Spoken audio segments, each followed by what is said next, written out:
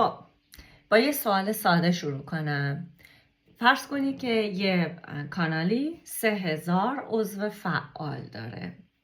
ماهانه چقدر از تلگرام فکر میکنید در بیاره؟ کسایی که کانال تلگرام فعال توی ایران دارین شاید یکم عصبانی بشین.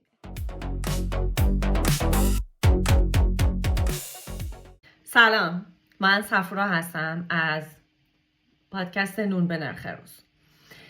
امروز طبق قولی که به هم دادیم قرار بود که جمعه، یعنی همین امروز، ما بیایم براتون راه‌های رسمی کسب درآمد از کانال‌های تلگرامو بگیم. حتما این اواخر شما هم دیدین که کسایی که دارن خوب کار میکنن، فالوورای خوب دارن، کسب و کارهای خوب دارن، مثلا آموزش زبان داره، روانشناسی کار میکنه، گل کارشونو میان میذارن داخل تلگرام. این سوال برای ما پیش اومد که نکنه واقعا یه مدل درآمدی وجود داره برای کانال تلگرام.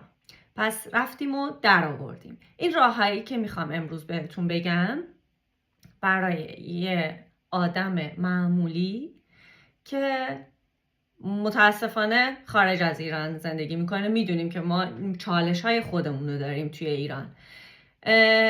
در آخر حالا عنوان میکنیم که برای مردم داخل ایران چطوره، کسی که داره داخل ایران کار میکنه کانال تلگرام داره، و در ادامه ما روی یک کانال 3000 نفره که اکتیو، سابسکرایبر خوبی داره، اکتیو، خود کانال محتوای ارزشمند ایجاد میکنه، داریم تست میکنیم. این کانال توی ایران زندگی میکنه، منظورم صاحب کاناله. تست میکنیم که واقعا کدوم یکی از این کارها کاربردی، کدوم یکی از این راهکارها کاربردی روی این کانال جواب داده و باهاتون به اشتراک میذاریم. فکر کنم یک ماه و نیم دیگه، شاید هم بیشتر، ولی توی پروسه با هم هستیم. ما رو فالو کنید توی اینستاگرام، توییتر. موضوع اصلی اینه که واقعیت ها رو میگیم، چون که اعتقاد داریم که باید که به اشتراک بذاریم هر چیزی که یاد میگیریم. اگه من نوعی به اشتراک نذارم، اون دانشی که دارم، همیشه فکر میکنم که همه در سطح منم، ولی وقتی که به اشتراک بذارم تلاش میکنم که خودم رو بیشتر بکشم بالا. پس به اشتراک بذاریم، بریم ببینیم چی کار باید بکنیم.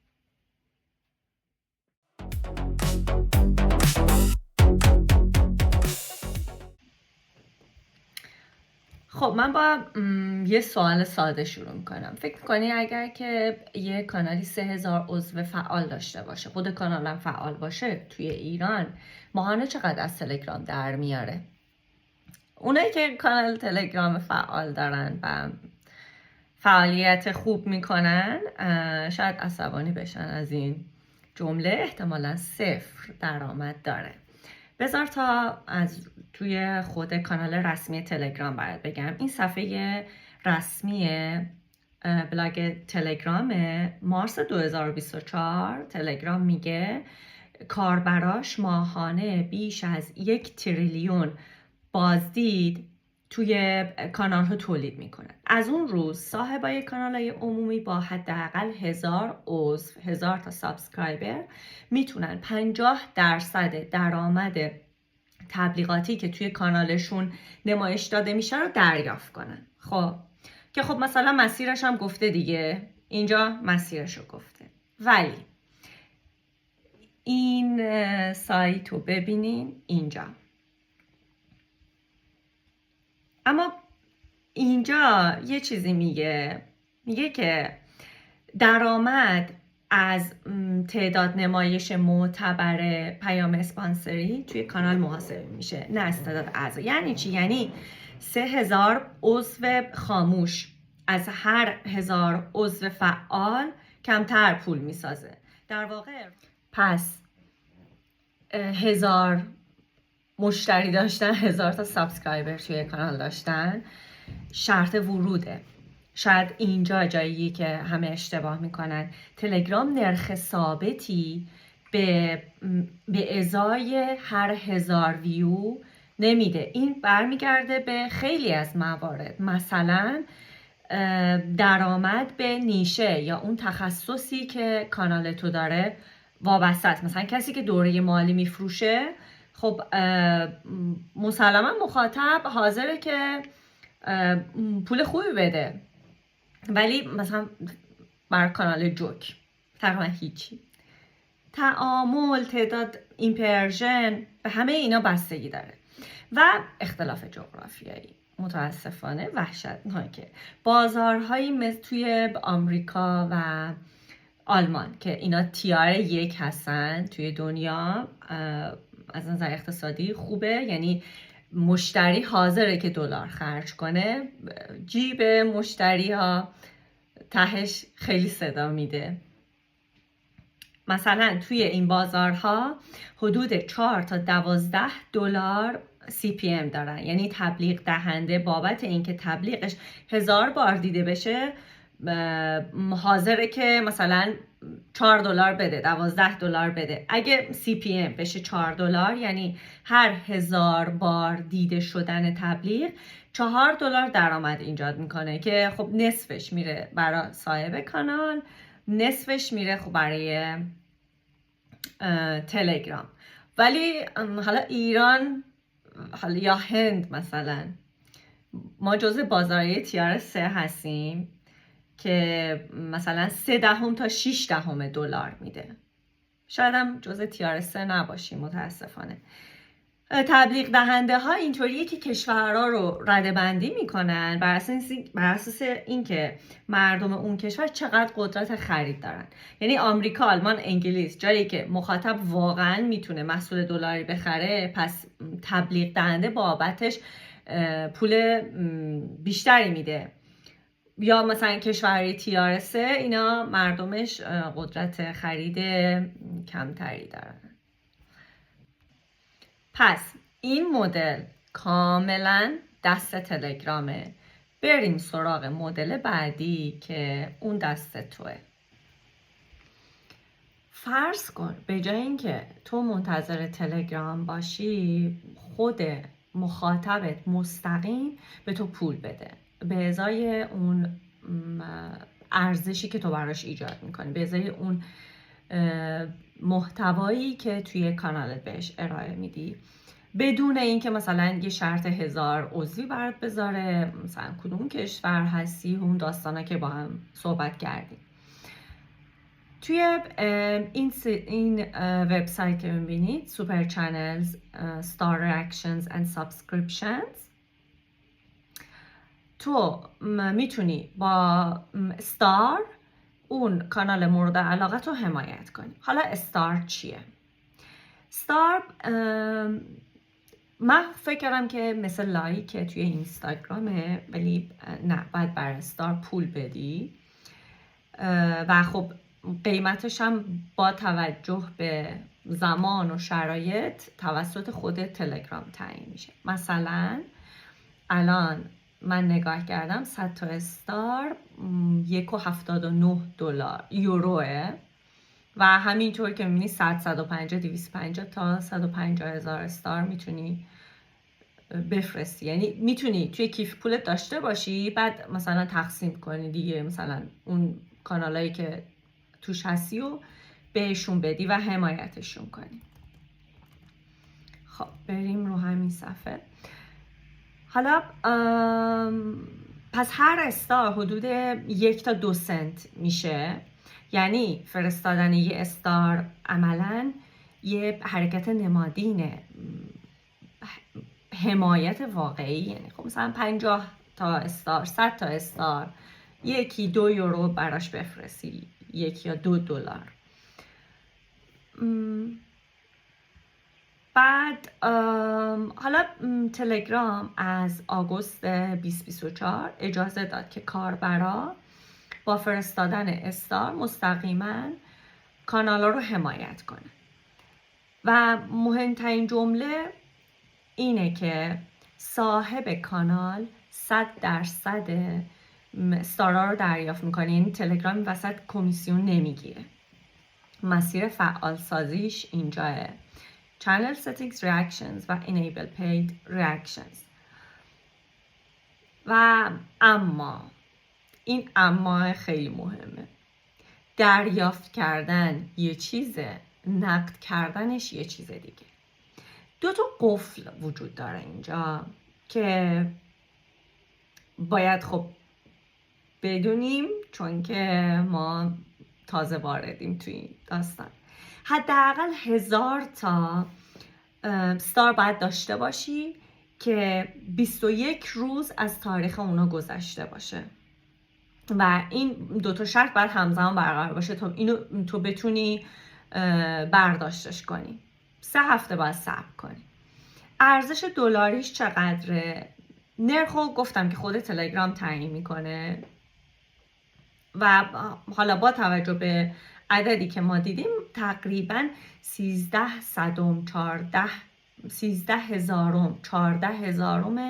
دلار برای هر استار میشه. فرض کن یه نفر میخواد ازت حمایت کنه، خب 1000 تا استار برات میفرسته. اگه اون استارها رو از داخل اپلیکیشن آیفون یا اندروید بخره، $20 باید پول بده، چون اپل و گوگل 30% این وسط میگیرن. از اون $20 مثلا $12 به حساب استار تو میاد، $7 اختلاف که اون 2 تا برمیدارن. حالا باز این یه راه میانبری داره، تو میتونی از سایت فرگمنت بخری که نخوای اون 30% رو بدی، بعد تو باید 21 روز صبر کنی، بعد از طریق فرگمنت اونو برداشت کنی. بهت چجوری میده؟ ارز دیجیتال گرم رو میده. بعد از اونو میفروشی. باز حالا کسایی که توی این کریپتو کار میکنن حرفه‌ای ترن، صرافی هم یه درصدی کارمزد میگیره، حدوداً $11-12 3 هفته بعد دستتو میگیره. یه اعتراف شخصی بکنم، من کاربر فعال تلگرامم، یعنی کانالایی دنبال میکنم که واقعا دوست دارم ببینم که توشون چه خبره و برام واقعا ارزش ایجاد میکنن. تا امروز حتی یک بارم نشده که برای کسی استار، اصلا نمیدونستم استار چی هست، یعنی عادت پرداخت با استار هنوز بین مخاطب فارسی زبان جا نیفتاده که هیچ، اصلا فکر میکنم که نمیدونستیم. اگه میدونستیم بیایم بگین، شاید من اشتباه میکنم. حالا حمایت داوطلبانه که همین استار فرستادنه یه مشکل بزرگ داره که قابل پیش بینی نیست. راه حلش رو در ادامه میگم.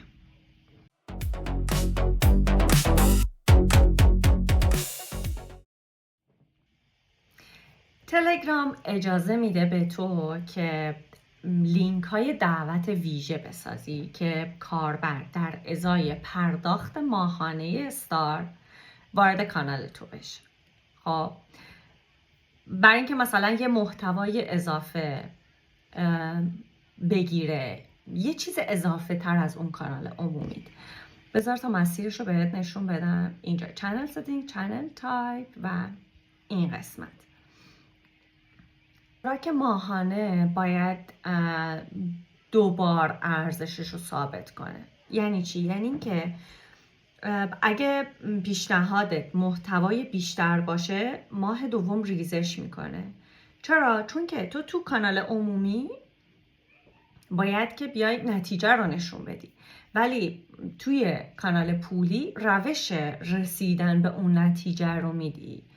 تو از این کانال پولیه، از این کانال پرایویته باید که ارزشی ایجاد کنی که توی اون عمومیه اونو ایجاد نکردی. پس اگه که تو کانال عمومی نتیجه رو نشون میدی، توی کانال پولی باید مسیر رو نشون بدی. مثلا ورک فلو رو بذاری، فایل خام رو بذاری، پشت صحنه کار تو باید توی اون کانال خصوصی نشون بدی.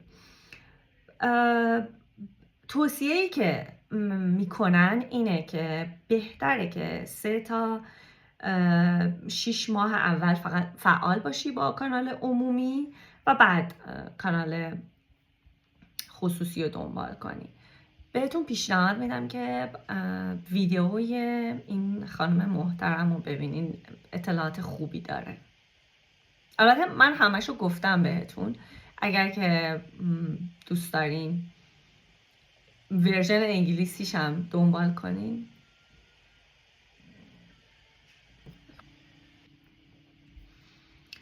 بیا یه حساب کتاب ساده کنیم که انتظارات همه رو واقع بینا نمی‌کنه. تلگرام اجازه میده بهت که عکس و ویدئوی پولی منتشر کنی، یعنی کاربر پرداخت میکنه، محتوا باز میشه. خب مثل محتوای قفل شده توی پلتفرم‌های دیگه. حالا ریاضیش، بذار ماشین حسابو من بیارم. با نرخ حدود 13,000 دلار برای هر استار، خب ما 100 تا دلار داریم تقسیم بر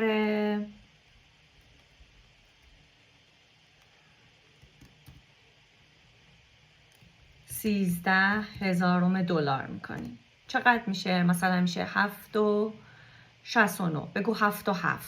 خب این میشه 7,700 استار، یعنی برای 100 دلار درآمد اگه هر نفر 10 استار بده 770 نفر پرداخت کننده لازم داریم از 3,000 عضو. این عدد رو نگاه کن و صادقانه تصمیم بگیر این مدل کسب و کار اصلی توه یا یه درآمد جانبی. و اون نکته مسیر ارزونتر رو دوباره یادآوری میکنم، چون اینجا هم صدق میکنه. خرید استار از اپل و گوگل حدود 30% گرونتر از خرید از فرگمنته، یا پرمیوم بات هم این امکان رو میده که تو 30% ارزونتر بخری. 1000 استال با اپل حدود 20 دلار، با مسیر مستقیم حدود 13 تا 18 دلار. بر همین خوبه که مخاطب تو آموزش بدی که این مسیر هم هست که باز به تو کمک میکنه و تو جیب خودته. تا اینجا مخاطب برای محتوا پول داد. حالا اگه برای وقت تو پول بده، بریم بخش بعد. خب کانال میتونه یه قابلیتی داشته باشه با عنوان دیرکت مسیجز. بذار تا نشون بدم کجاه. دیرکت مسیجز میاد یه سری پستایی که حالت مشاوره داره رو به صورت مستقیم تو به کاربر مورد نظرت میدی. دیرکت مسیج رو که فعال کنی، برای هر پیام ورودی مبلغی به استار باید برش تعیین کنی. هر کس بخواد مستقیم به تو پیام بده، اول باید پول پرداخت کنه تا مثلا بتونه از تو مشاوره بگیره. مثلا برای بررسی ایده یا سوال تخصصی، ولی یه شرط حیاتی داره، باید دقیق و شفاف بنویسی که کاربر در ازای پرداخت چی قراره بگیره. مثلا پاسخ در 48 ساعت، حد اکثر در 3 پاراگراف. اگه مبهم بنویسی نمیده بهت دیگه. توی ایران چون که خیلی ما محتاطانه عمل میکنیم، فکر نمی کنم این کاربرد خاصی داشته باشه. حالا بزرگترین پول تلگرام از مخاطبا نمیاد، از برندا میاد. این قسمت احتمالاً همین قابلیته که پشت موج بیاد داخل کانال تلگرامم خوابیده. تلگرام قابلیتی ساخته که هر کسی از جمله برندها میتونه یه پست به کانالت پیشنهاد بده و همراهش استار یا گرم پرداخت کنه. یعنی تبلیغ اسپانسری، ولی این بار داخل خود اپلیکیشن. که با پرداخت تضمین میشه. توی Insight Checklist Suggested Post and More Monetization Options for Channels میتونین اطلاعات اینو پیدا کنین. سازوکارش هوشمندانه است. پول 24 ساعت بعد از انتشار پست به تو میرسه. اگه پست رو زودتر حذف کنی، تلگرام کل مبلغ و خودکار به فرستنده برمیگردونه. یعنی نه برند میتونه سر تو کلاه بذاره، نه تو میتونی سر اونو کلاه بذاری. و چیزی که توی این وبسایت نوشته و به نظرم جالب بود اینه که این قابلیت برای کانال ها با هر اندازه‌ای فعاله، با هر اندازه‌ای. یعنی 3000 نفر تو سابسکرایبر داشته باشی جواب میده، 500 نفر هم جواب میده. و فکر میکنم این واقع بینانه ترین روش درآمدیه و شاید راز این که کامیونیتی های فارسی دارن مردم رو حمایت میکنن به سمت کانال تلگرامشون. یه چیزی رو بهت بگم، اومدی تو این خدمات رو گرفتی، راضی نبودی. اگه از اپل استار خریده باشی این بهت برمیگرد، ولی فرگمنت متاسفانه نه. حالا اون 30% یه جوری تضمینم میکنه که تو رضایت داری یا نه. خب حالا این قسمتش جالبه. بذار تا صفحهش رو برات بیارم. آره اینه. Both Payments API for Digital Goods and Services. تلگرام پرداخت با استارم برای ربات ها فعال کرده، از ربات های ادمین کانال گرفته تا سرویس های خودکار مثل تولید تصویر یا بهبود کیفیت ویدیو و مثل بقیه مسیرهایی که برای استارت گفتیم. استارت رو به گرند تبدیل میکنی و همون مسیرش همونه. زنجیره این شکلیه. اگه بخوام بهت بگم، کانال مسئله رو معرفی میکنه، ربات پرداخت رو میگیره، محصول خودکار تحویل داده میشه و تو خوابی. یعنی همینطور که خوابیدی داره برات دلار میندازه. این مدل سرمایه اولیه فنی میخواد، یا باید خودت بلد باشی یه کسی رو داشته باشی، ولی تنها مدلیه که درآمدش به ساعت بیداری تو گره نخورده، ولی یه دانش اولیه میخواد. حالا چیزی که شاید توی ویدیوهای درآمد تلگرام به تو نمیگن، بریم بخش بعدی. اگه فقط یه بخش باشه که توی این ویدیو بخوای ببینی، به نظرم مهمترینش همینه. برای من جالب بود، مدل های کسب درآمد برام جالب بود، به خصوص این آخریه که با بات کار میکنه. ببین بخش بزرگی از پول کانالای تلگرامی اصلا از خود تلگرام نمیاد و این ادعای من نیست. قبل اینکه تلگرام سیستم درآمد رسمیش رو راه بندازه، چون که اخیراً این 2 سال اخیر اومده شروع کرده این سیستم رو راه انداختن، صاحبای کانال داشتن درآمد کسب میکردن، از یه روش‌های پول میساختن، هنوزم دارن میکنن، به خصوص توی ایران.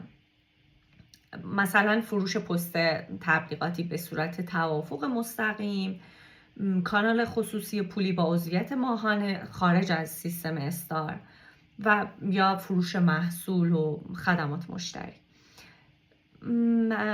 حالا جواب صادقانه به این سوال که به چند نفر عضو نیاز داری، چون اونجا گفتیم باید حداقل 1000 تا داشته باشی و یه سری شرایط دیگه، اینجا اعتماده که مخاطبو میسازه، نه تعداد اعضا، که این خیلی توی ایران جواب میده، چون فکر میکنم ما ایرانی ها خیلی سخت اعتماد میکنیم. برای خیلی از سازنده ها سودآورترین و منعطف‌ترین مدل همون کانال خصوصی پولی است که تلگرام به تو پول نمیده، مشترکاتن که مستقیم به تو پول میدن که این مستلزم اون اعتماد مخاطبه. یه جمله‌ای که توی یکی از این بلاگ‌ها من خوندم و جالب بود، تو هم گوش بده. تلگرام قیف فروشه، نه خود محصول. تلگرام قیف فروشه ولی نه خود محصول. حالا بریم سوال اصلی که ما توی ایران اوضاعمون چطوریه.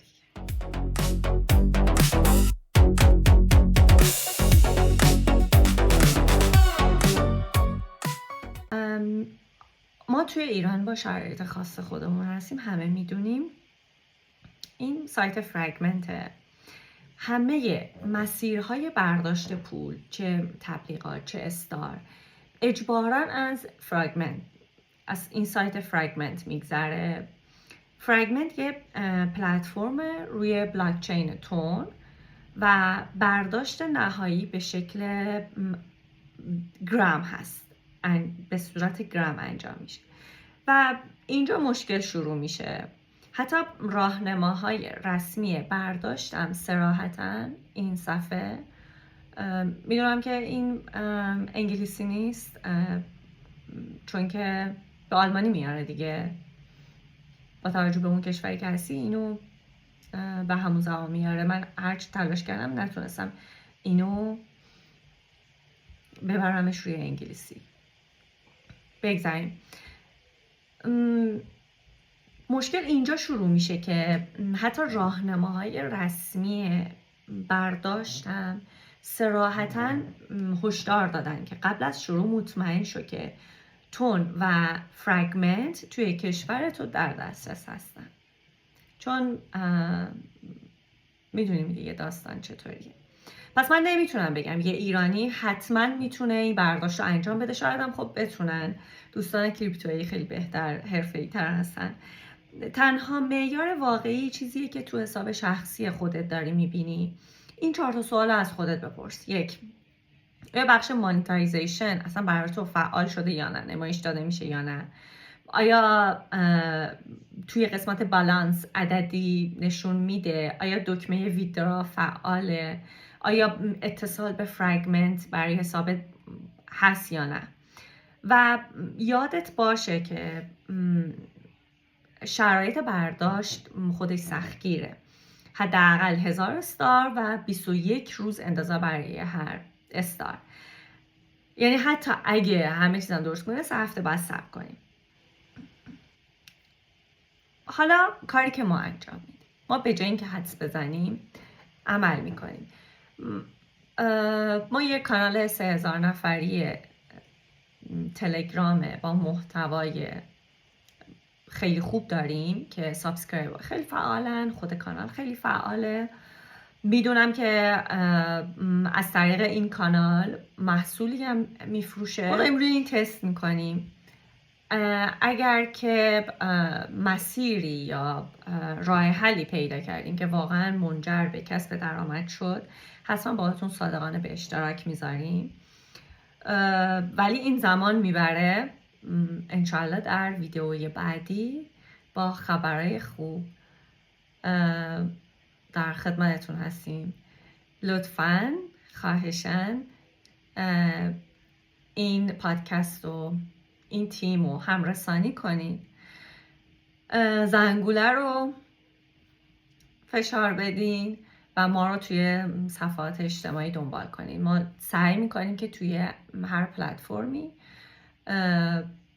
ارزش‌های متفاوت ایجاد کنیم. محتواهای ما با توجه به پلتفرممون فرق میکنه. ممنون ازتون. امیدوارم که ساعت خوب داشته باشید.